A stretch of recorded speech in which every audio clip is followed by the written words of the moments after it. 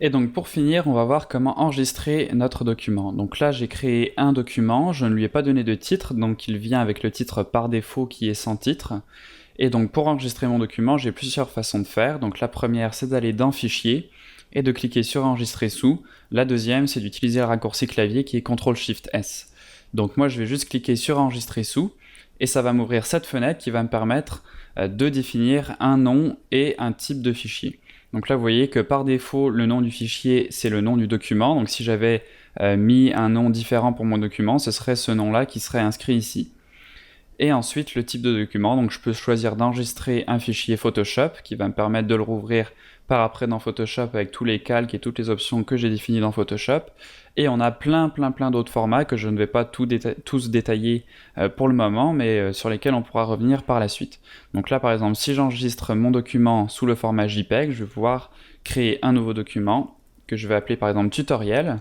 Et là, vous voyez que j'ai enlevé le nom de l'extension, donc avant c'était marqué sans titre 1.jpeg, et bien ce .jpeg, je ne suis pas obligé de le rajouter puisque ici, j'ai bien spécifié le type du fichier. Donc si je fais enregistrer, je vais avoir la fenêtre qui correspond aux options du type de fichier, donc là les options pour le JPEG, on les verra peut-être dans une vidéo subséquente.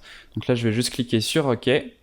Mon image va s'enregistrer et elle va être disponible là où je l'ai sauvegardée, donc à savoir sur mon bureau. Donc si je viens ici sur mon bureau, vous voyez que mon image tutoriel.jpg est bien enregistrée. Alors là, je vais rouvrir mon fichier que j'ai enregistré pour vous montrer une option assez intéressante quand on enregistre notre fichier. Donc là, si je vais dans Fichier enregistrer sous et que je veux faire une version de mon travail, donc par exemple en mettant tutoriel 02, si je clique sur enregistrer, vous voyez que automatiquement Photoshop va ouvrir l'image que je viens d'enregistrer, donc tutoriel 02 à la place de la version qu'on avait.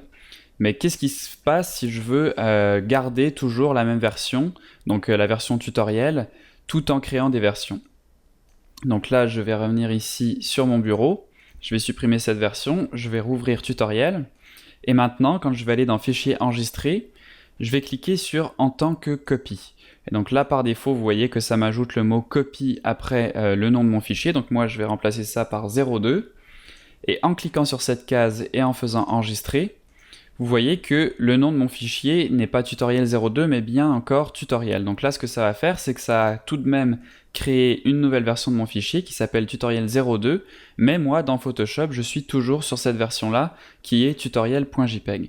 Donc voilà, petite subtilité dans la boîte d'enregistrement en tant que copie.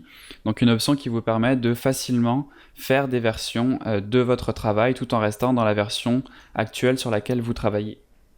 Si vous voulez plus d'informations sur les différents types de fichiers, ne vous inquiétez pas, donc il y a une partie dans ce tutoriel, dans les annexes, qui est consacrée précisément à cela, où on va revenir donc en détail sur les différents types de fichiers, donc JPEG, PNG, Targa, PSD, etc. Donc on verra dans cette partie plus en détail toutes les subtilités de chaque format ainsi que leurs options. Donc voilà pour cette partie sur l'enregistrement d'un document, et on va passer aux prochaines parties du tutoriel.